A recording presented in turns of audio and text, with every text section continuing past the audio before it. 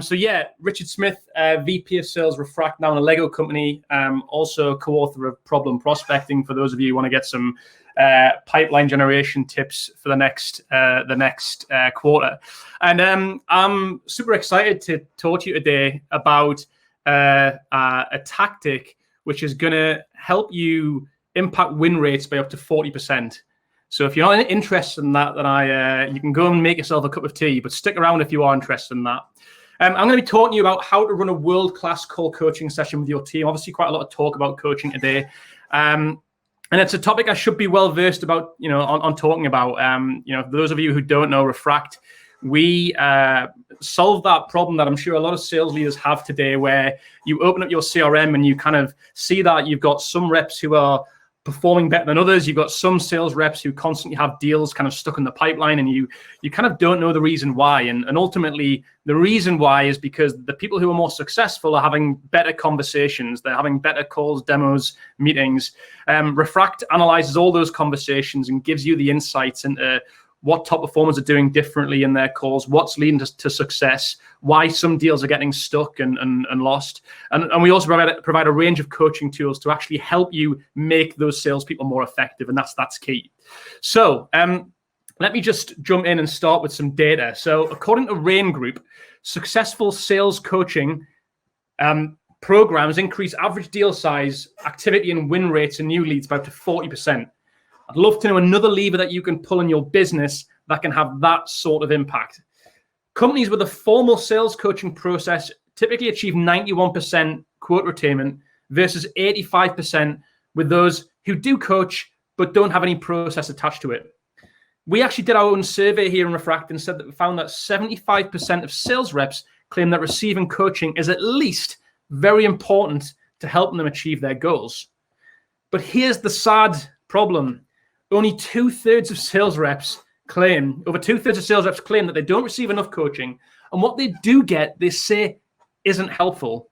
Just let that sink in. The thing that can have that type of impact on your win rates, the thing that your salespeople are saying is crucial to helping them succeed, we're not giving them enough, and what we are giving them, they're not seeing as useful.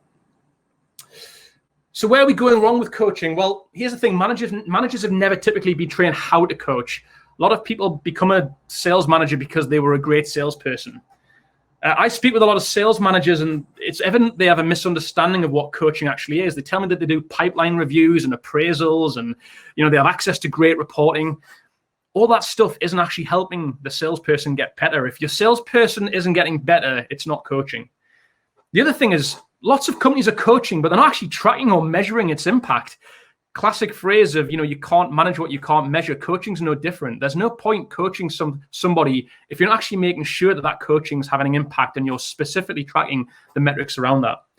And finally, it's often based on rep opinion. It's not using real data. Salespeople trying to almost regurgitate what happened in their conversations with their managers doesn't make any sense. It often is quite rose-tinted in what they're saying. It's not the reality.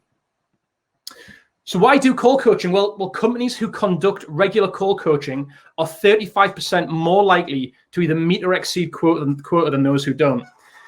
And let's face it, sales are ultimately won and lost in the calls and conversations our reps are having with prospects. If you improve the quality of those conversations, you're going to improve your sales results. And finally, if you aren't observing how your salespeople are selling, how can you possibly know how they can improve? I just want everybody to think of a great coach for a moment. I've got a great coach in my mind, someone who's going to be leading England into battle this evening at Wembley in one of their biggest games in recent history. If you think about what Gareth Southgate's coaching actually looks like, it's actually quite similar to what sales coaching should be. Gareth's been watching recordings and game tape of how England performed in previous games, probably against the Ukraine. He's probably even been observing how the opposition Denmark have been playing. Why is he doing this? So he can tweak, he can fine-tune, he can plan ahead. He's giving feedback to the individuals in his team. He's giving feedback on a group level to what he's observed. What he's not doing is sat in Pizza Hut with a paper bag over his head. So here's my process for doing world-class call coaching. And I'm going to talk you through how I've done this with Sarah, who's a recent account exec that joined the Refract team back in March, how I took her from relatively inexperienced account exec to actually closing deals in her first quarter. Step 1, I got her to record her calls. Why did I do this? Well, I'm a busy sales leader. I don't have time to join her calls live. And guess what happens when we do that? And I'm sure this will resonate with a lot of people. We join a call live with our salesperson. We sit there for a couple of minutes, and then we can't resist. 5 minutes in, we've taken over the meeting. We dominate the conversation. We think we can do a better job than the salesperson. The salesperson takes a back seat, and guess what? They learn absolutely nothing. Forget about that. Record conversations. Let your salespeople fail, and then evaluate and review afterwards. I knew that Sarah in her early stages had a challenge with talking too much about the product in her discovery calls. The reason I did that, I could see that in our data. She was talking more than what we would normally assume as being a good amount in our discovery conversations. So what I then did is I went and searched for all of Sarah's recent discovery calls where she was talking about the product. Why did I do this? Because I wanted my coaching to be focused specifically in an area that I know that she needed to improve on. Step 2, I built a scorecard. I'm sure there's some of you watching this thinking, oh dear, scorecards, is that not what they have in call centers? And yes, you're right. Why do they have this? Because in call centers, they want their reps being consistent. They want repeatability. They want scalability. They want consistency in how they coach.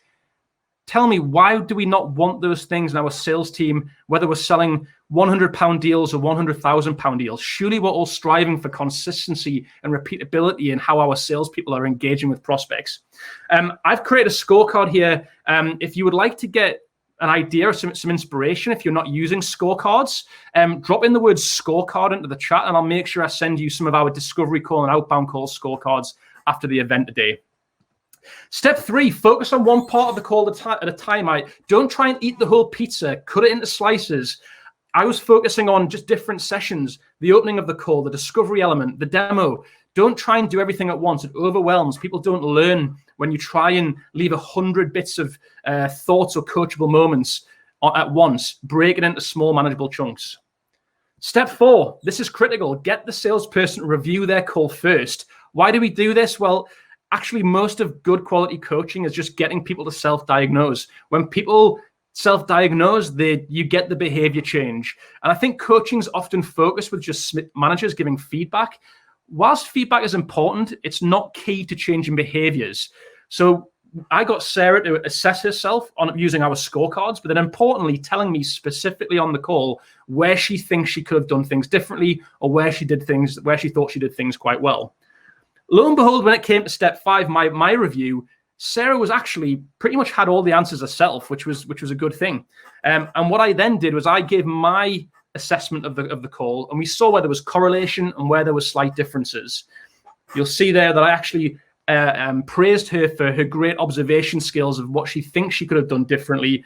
But I didn't give her the answers. I didn't say, try this next time. I asked her, what do you think you could have asked him here next time? In other words, him being the prospect. I'm looking for the salesperson to come up with the answer themselves. Step 6 is where the magic happens. It's that one-to-one where the salesperson, the manager comes together and you review the call collectively. I'm not going to go through all of these points because I don't have time, but here's some do's and don'ts. And just to highlight some of these as part of that one-to-one call review session. Make sure that you start with asking them what the objective of the call was, what went well, what didn't go so well. Get a feeling as to how the salesperson felt how that call went. Don't start by just jumping in to telling them what you think about the call. Remember, the coaching is not about you, the sales leader. It's about the salesperson. Ask questions to get the salesperson to think of the answer. Just stopping the call here, Sarah, what do you think you missed out? Don't just tell them the answer, because if I just tell them the answer, which is probably what the salesperson wants, it's not what they need. Replay key moments of the calls. Make sure you're actually listening back to what actually happened in the call. Don't try and remember and replay key moments from memory, because there's no context there. And when there's no context, it leads to confusion. And finally, summarize by asking the salesperson, what was their key takeaways from the coaching session? What was the 3 top things they learned? Don't move away from that session by not agreeing any next actions. Step 7. Now that coaching session's finished, it doesn't stop there. A lot of magic comes out of that session, a lot of great moments that happen in that call, which I want to share with the team.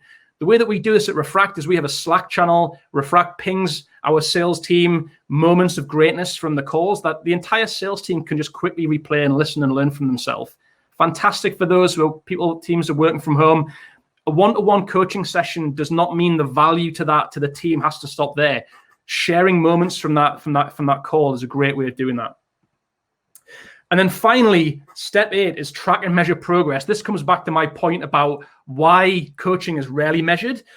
Make sure that you have a way of actually seeing how did the salesperson perform against that scorecard? What aspects of the sales process were they strong in, not so strong in, and actually measure that over time. Are they actually going in the right direction? This is a great way for you to actually measure your impact as a coach, which not a lot of people are actually thinking about. If the scores aren't going in the right direction, the problem might be you. And I'll just wrap up with this. We really embrace call coaching as team here at Refract.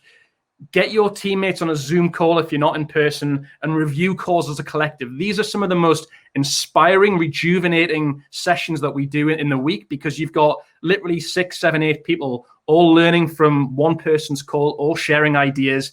As a coach, you can scale yourself. This is where I hear managers say they don't have the time to coach. Well, actually, when you think of it this way, an hours coaching can spread the joy across the entire team.